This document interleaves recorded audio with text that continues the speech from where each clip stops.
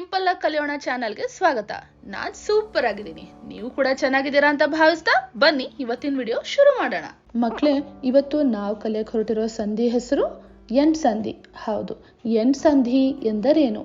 ಸ್ವರದ ಮುಂದೆ ಸ್ವರವು ಪರವಾದಾಗ ಅವೆರಡರ ಸ್ಥಾನದಲ್ಲಿ ಯ, ವ, ರ ಎಂಬ ಅಕ್ಷರಗಳು ಆದೇಶವಾಗಿ ಬರುವುದನ್ನು ಎಂಟ್ ಸಂಧಿ ಎಂದು ಕರೆಯುತ್ತಾರೆ. ಅರ್ಥಾತ್ ಪೂರ್ವ ಪದ ಮತ್ತು ಉತ್ತರ ಪದಗಳಿಗೆ ಯಾವುದೇ ಒಂದು ಸ್ವರಾಕ್ಷರ ಪರವಾಗಿ ಬಂದಿರಬಹುದು. ಆದರೆ ಸಂಧಿ ಪದವಾಗುವಾಗ ಯ ಅಥವಾ ವ ಅಥವಾ ರ ಅಕ್ಷರಗಳು ಆದೇಶವಾಗಿ ಬಂದಿರ್ತದೆ. ಅದನ್ನೇ ಇಲ್ಲಿ ನಾವು ಎಂಟ್ ಸಂಧಿಯ ಒಂದು ವ್ಯಾಖ್ಯಾನದಲ್ಲಿ ಸಹ ಓದಿರುವಂಥದ್ದು.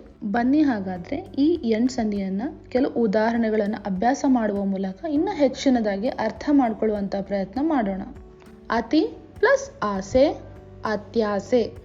ಇಲ್ಲಿ ಪೂರ್ವ ಪದ ಅತಿ ಈ ಅಕ್ಷರದಿಂದ ಕೊನೆಯಾದರೆ ಉತ್ತರ ಪದ ಆಸೆ ಆ ಅಕ್ಷರದಿಂದ ಶುರುವಾಗ್ತಾ ಇದೆ. ಇನ್ನು ಸಂಧಿ ಪದ ಅತ್ಯಾಸೆ ಯಕಾರದಲ್ಲಿ ಆದೇಶವಾಗಿದೆ.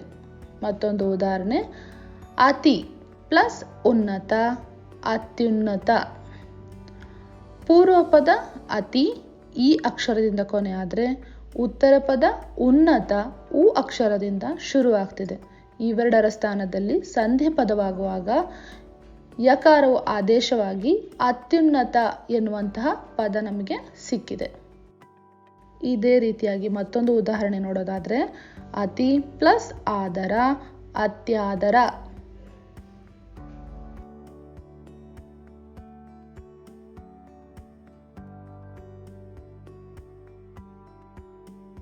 ಪ್ರತಿ ಪ್ಲಸ್ ಉತ್ತರ, ಪ್ರತ್ಯುತ್ತರ.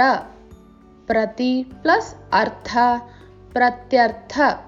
ಕೋಟಿ ಪ್ಲಸ್ ಅಧೀಶ, ಕೋಟ್ಯಾಧೀಶ. ಆದಿ ಪ್ಲಸ್ ಆತ್ಮ, ಆಧ್ಯಾತ್ಮ.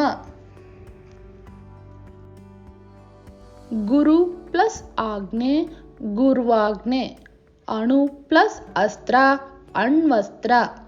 ಪಿತೃ ಪ್ಲಸ್ ಅರ್ಥ, ಪಿತ್ರರ್ಥ. ಮನು ಪ್ಲಸ್ ಅಂತರ, ಮನ್ವಂತರ. ಈ ವಿಡಿಯೋ ನಿಮಗೆ ಉಪಯುಕ್ತ ಅನಿಸಿದರೆ ಚಾನಲ್ನ ಇನ್ನೂ ಸಬ್ಸ್ಕ್ರೈಬ್ ಮಾಡದೆ ನೋಡ್ತಾ ಇರೋರು ತಕ್ಷಣವೇ ಸಬ್ಸ್ಕ್ರೈಬ್ ಮಾಡಿಕೊಂಡು ಪಕ್ಕದಲ್ಲೇ ಇರೋ ಬೆಲ್ ಬಟನ್ನ ಒತ್ತಿ.